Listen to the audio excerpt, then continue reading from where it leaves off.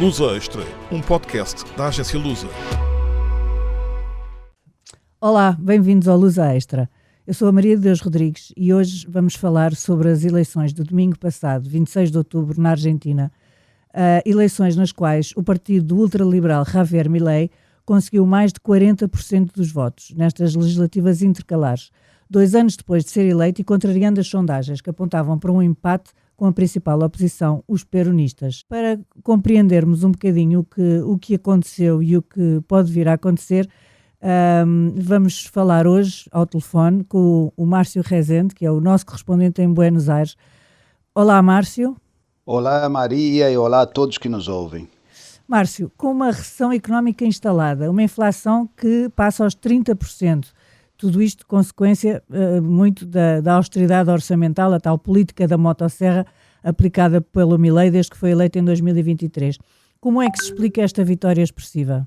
No começo do ano, Milei previa, e as sondagens indicavam, que Milei teria 45% dos votos. Mas na reta final, quando faltavam 2 meses, já indicavam que Milei poderia chegar mais perto dos 30%. O número 30% era um número delicado, perigoso, porque Milei tem uma hiperminoria no parlamento. Ele começou com 15% da Câmara de Deputados e 10% do Senado. Dos 7 senadores que começou no Senado, agora só tem 6. Dos 38 deputados que começou na Câmara de Deputados, ele perdeu alguns, ficando com 25. Então a situação dele era muito delicada. Essa era a situação antes das eleições de 26 de outubro. Certo? Antes das eleições. Okay. Ele precisava de pelo menos 30%, 1/3 do parlamento. Por quê? Esse número é um número mágico. Porque, primeiro, Milei tem governado através de decretos e de vetos. Decretos, porque não tem maioria parlamentar, e vetos para impedir que a oposição aprove leis que afetem o equilíbrio fiscal, o superávit fiscal, que é a base do seu plano econômico. Ele precisava de 1/3, pelo menos, para sustentar o veto no parlamento e para sustentar os seus decretos. Ele não tinha isso. E nos últimos 2 meses também uma série de denúncias de corrupção, que explica um pouco a sua queda, poderiam transformar-se num processo de destituição. Portanto, ele precisava de 1/3 para, inclusive, manter-se presidente. No dia 7 de setembro, houve uma eleição provincial, atenção, apenas a província de Buenos Aires, que concentra 38% dos eleitores de todo o país. A província de Buenos Aires não inclui a capital do país, homônima Buenos Aires. Nessa província, Milei teve uma derrota eleitoral, com uma diferença em relação aos vitoriosos, os peronistas, de 13,6. É muita coisa. E isso apontava para uma provável derrota semanas depois, no dia 26 de outubro. Então, as sondagens passavam a indicar que Milei estava num limiar perigoso e podendo chegar a esses 30%, ou, na melhor das hipóteses, um empate técnico com a oposição peronista. O que aconteceu no domingo passado não estava nos planos de ninguém, a não ser de 2 consultoras que indicavam números bastante próximos com o resultado. Todos os demais, mais de uma dezena, indicavam paridade. Então foi uma surpresa realmente. Milei não só... surpresa, desculpa, aconteceu porque é o trauma do kirchnerismo. Exatamente. Não é? Dos governos de por 2 ou 3 razões básicas. Exatamente. Por 2 ou 3 razões. Aquelas eleições que, ao mesmo tempo que assustaram o governo como uma possível derrota, também assustaram os eleitores com um possível regresso do peronismo. Não para esta, porque aqui é um regime presidencialista, é importante frisar isso. As eleições legislativas têm importância para um governo ter força e para poder governar. Mas Milei não estava ameaçado do seu cargo. Isso mais indicava que daqui a 2 anos, depois de uma derrota ou uma vitória, poderia o peronismo voltar ao poder. Então isso também assustou muito as pessoas. Aqui havia duas situações. As eleições funcionavam como um plebiscito ao governo Milei e, ao mesmo tempo, um medo, chamado voto medo, de um retorno do peronismo ao poder. O peronismo tem uma ala radical, o chamado kirchnerismo, inaugurada pelos ex-presidentes Néstor Kirchner e Cristina Kirchner. Milei fez campanha do medo a assustar as pessoas e dizer: se não me votarem, pode voltar o kirchnerismo. Cristina Kirchner está presa em prisão domiciliária por corrupção. Mesmo assim, aquelas eleições na província de Buenos Aires indicavam que o kirchnerismo estava vivo. Estava vivo. E apesar então, isso foi um medo muito grande. Apesar Sim. de haver uma recessão económica e de uma inflação alta, nos tempos do kirchnerismo as coisas estavam bem piores, certo? Em termos económicos. No começo não, graças ao mundo, houve aqui um período de bonança aqui e em todos os países da América Latina, inclusive no Haiti, que é um país mais afetado de todos. Houve um período de bonança entre 2003 e 2014, graças aos preços das matérias-primas. Mas depois disso foi tudo abaixo. O kirchnerismo deixou o país assim, sem nenhuma capacidade de resposta, a economia devastada realmente.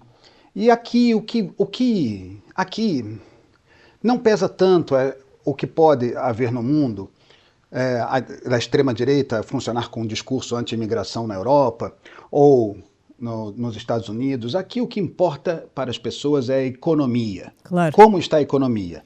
Então, Márcio, temos estes resultados inesperados, mas no fundo consolidaram um bocadinho e deram uma grande estabilidade ao governo e às políticas que Milei quer continuar a aplicar, certo?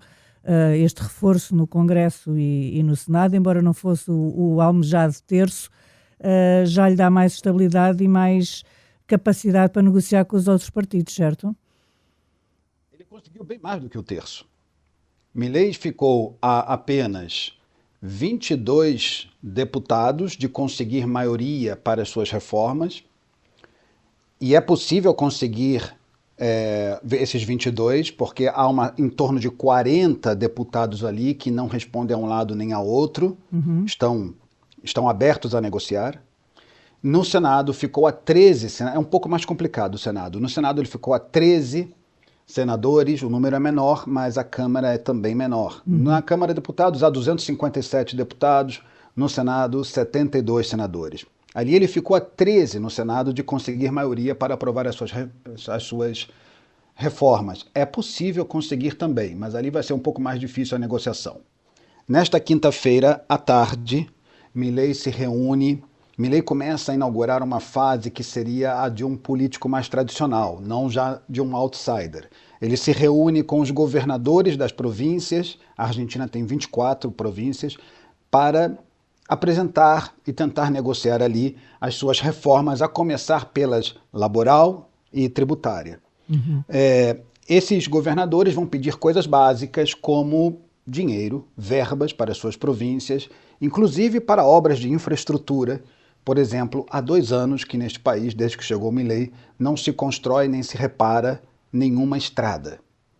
O superávit fiscal do Milei está está sobre pilares muito frágeis. Falta dinheiro em muitos lugares. Entre esses lugares estão os portadores de deficiência, os reformados, enfim, os universitários. E também obras de infraestrutura. Que foram feitos. Márcio, desculpa-me interromper, mas por causa de falarmos precisamente de dinheiro, no pano de fundo destas eleições intercalares há o resgate financeiro, o bailout dos Estados Unidos, que eu penso que seja da ordem dos 40 mil milhões de dólares, que era condicionado pelo presidente americano, Donald Trump, à vitória do Milei. Ou seja, Milei vencendo há esse empréstimo, não vencendo não há. Há uns dias o jornal The Guardian questionava-se se este resultado nas eleições reflete de facto o apoio ao Milei ou um desejo de que entre dinheiro e permita precisamente colmatar muitos desses efeitos dos cortes do governo Milei. Qual é a tua opinião sobre isso? A minha opinião está baseada em diversos analistas com que eu conversei e em factos empíricos. Não é bem a minha opinião, é bem objetivo. Vamos lá. Sem a ajuda, sem o socorro financeiro de Trump, Milei não teria ganho. E correria risco até de sair do cargo. Por quê? O argentino, como eu disse, vota de acordo com a economia. E um dos maiores termômetros para o argentino saber como está a economia é a estabilidade financeira, ou seja, o valor da sua moeda face ao dólar. E isso se disparava porque havia uma perda de confiança absurda nessa reta final, no último mês de governo. Foi graças ao Trump, no dia 22 de setembro, algo inédito, uma intervenção direta dos Estados Unidos no mercado de câmbios e num socorro nesse pacote que na verdade são 20 mil milhões, numa troca de moedas entre o Banco Central Argentino e a Reserva Federal dos Estados Unidos, e outra possibilidade de outros 20, isso ainda é possibilidade de outros 20 mil milhões por parte de bancos privados, mas esses bancos que estão a estruturar essa possibilidade de crédito ainda querem garantias, isso ainda não está fechado. Então temos esses 20 mil milhões, no caso de uma necessidade, sobretudo para pagar dívida. Havia a suspeita de que Milei poderia entrar num default da dívida, na moratória da dívida. Então o Trump ajuda o Milei a chegar na reta final das eleições com estabilidade econômica, sem a qual ele teria perdido e sem a qual o seu governo teria acabado. Então, esse é por um lado. E por outro, se o meu amigo é dono da máquina de imprimir dinheiro e tudo que eu preciso para o meu plano econômico dar certo é de dinheiro, então as chances agora mudaram. Aliás, os mercados reagiram com um entusiasmo gigante aos resultados destas eleições, certo? Totalmente. Agora, vamos lá. No dia 22 de setembro, Trump anunciou isso, mas mesmo assim os mercados continuaram a desafiar o Tesouro norte-americano e a moeda argentina continuou a perder valor. Os Estados Unidos colocaram 2 mil milhões aproximadamente em intervenção no mercado de câmbios para isso segurar. No dia 14 de outubro, na Casa Branca, Donald Trump e Milei se reuniram e Trump disse que a ajuda estaria condicionada ao resultado eleitoral. Isso funcionou como um voto medo.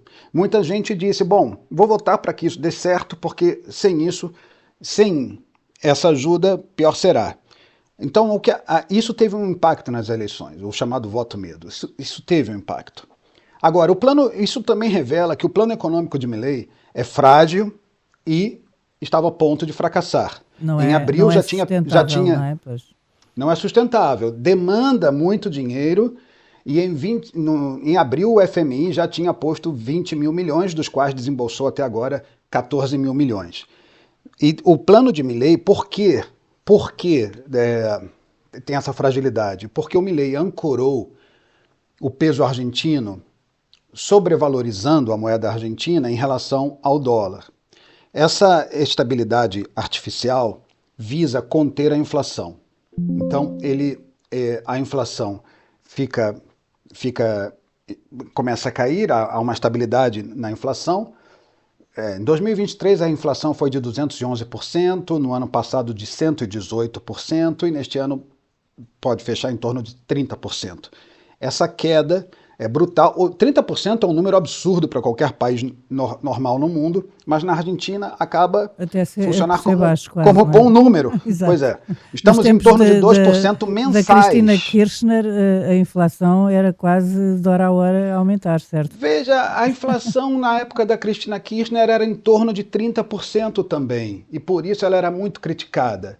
A diferença é que era uma economia fechada, totalmente controlada, regulada, sob intervenção do Estado, ou seja, não se podia nem sequer ter acesso a uma moeda estrangeira, e mesmo assim tinha 30%. A do Milei é mais aberta, num caminho de abrir-se mais, cada vez mais, e está nos mesmos 30%.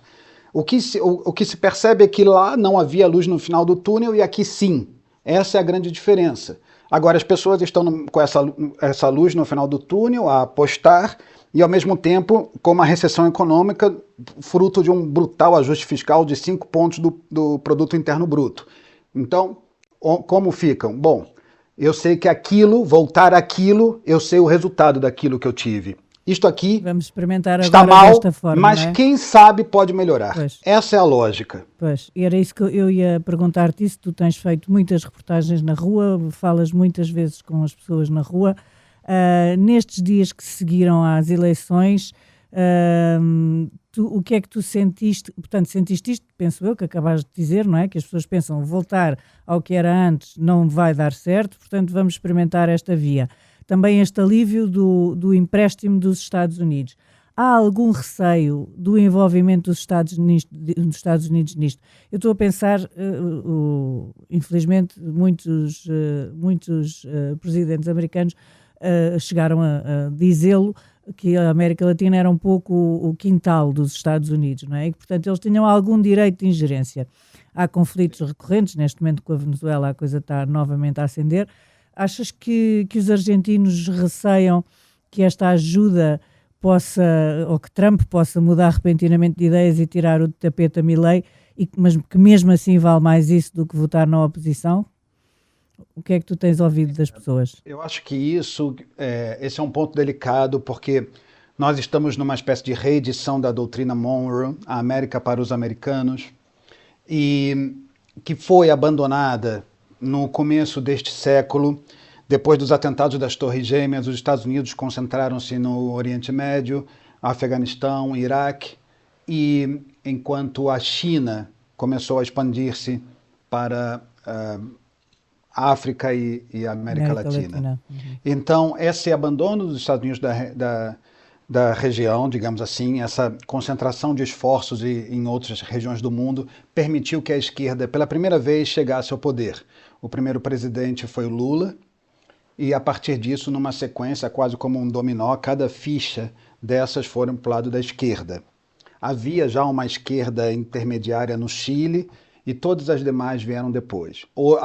A região se dividiu em dois tipos de esquerda, uma pragmática, Brasil, Chile, Uruguai, e uma anti-imperialista, intervencionista, e aí temos, né, Venezuela, Bolívia, foi o Equador, agora não, ao contrário, Argentina.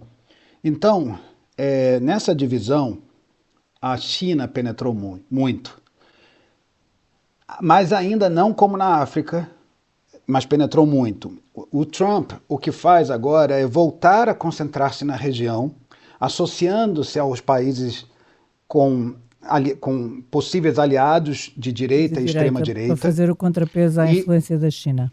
Exatamente, mas agora com esse propósito de não deixar a China entrar e a dizer, bom, querem ajuda? Eu vou ajudar, mas a condição será que eu tenha acesso às reservas naturais, etc. Pois. Alguns países vão ser mais propensos a isso, como no caso dos que têm menor institucionalidade, uma economia mais frágil, e outros, por exemplo o Brasil, terão outra resposta. Muito bem, agora o que é muito possível que vejamos é que nas próximas eleições, a do Chile agora no dia 16 será a próxima, vejamos os Estados Unidos a apoiar os candidatos de direita e de extrema-direita. Então, aqui na Argentina, inaugurou-se um capítulo novo, inédito, de os Estados Unidos já não funcionar nos bastidores da política ou de pedir o voto abertamente para um ou outro candidato. Agora é uma intervenção na economia. E a promessa de muitos investimentos, caso ganhe um, e o contrário se ganhar o outro. Isso é uma coisa inédita que está a acontecer. E é muito importante, eu queria dizer isso aqui agora. Todo esse interesse, inclusive esse podcast que nós estamos a gravar, as eleições intermediárias na Argentina existem desde 94, com a Constituição de 94 na Argentina. Portanto, estamos a falar de 31 anos. Nas últimas 3 décadas, esta é a primeira vez que o mundo presta atenção numa eleição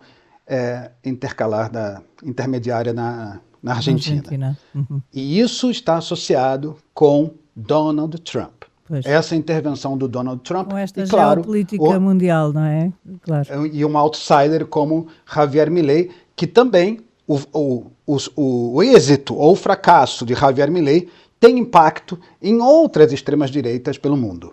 Uhum, claro que sim. Ele aliás, é um como é que se diz? Um ícone de muitos partidos liberais até aqui na Europa, certo? Uma última pergunta, Márcio, para ti. Presidenciais vão ser em 2027, ou estou enganada? 2027, sim. Estas intercalares auguram muita coisa de boa para Milei, para esta disputa presidencial de 27, certo? Milei ganhou um tubo de oxigênio para chegar a 2027 e para que o seu plano econômico dê certo a partir de agora, porque até agora não vinha bem. Para poder apresentar resultados em 2027, é isso que dizes? Ele precisará apresentar resultados extraordinários na economia para chegar lá e ter chances. Nas últimas 5 eleições intermediárias na Argentina, quem ganhou depois não foi eleito. Pois. Então isso não é garantia de nada. Sim. Tá? Parece o que para o Milei é a chance que ele tem de conseguir reformas, já não terá mais desculpas de dizer que não tem mais votos no parlamento e, portanto, não consegue governar. Então, agora ele terá isso. As reformas são cruciais para a chegada de investimentos que substituam esses socorros financeiros dos Estados Unidos, FMI, etc., investimentos genuínos, e a partir disso... Claro. Exatamente, reformas estruturantes, laboral, tributária e no sistema de pensões.